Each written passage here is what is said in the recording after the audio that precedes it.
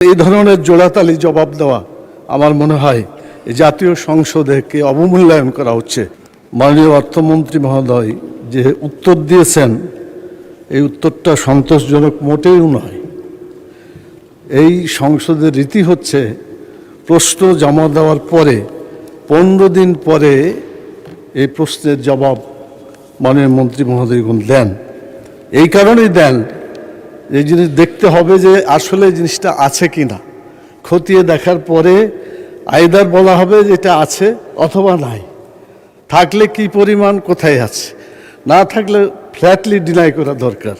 কিন্তু এই ধরনের জোড়াতালি জবাব দেওয়া আমার মনে হয় জাতীয় সংসদকে অবমূল্যায়ন করা হচ্ছে। ধন্যবাদ।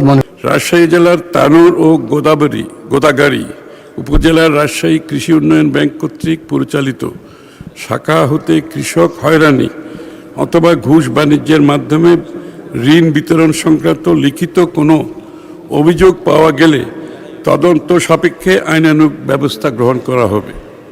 আপনাকে ধন্যবাদ মাননীয় স্পিকার।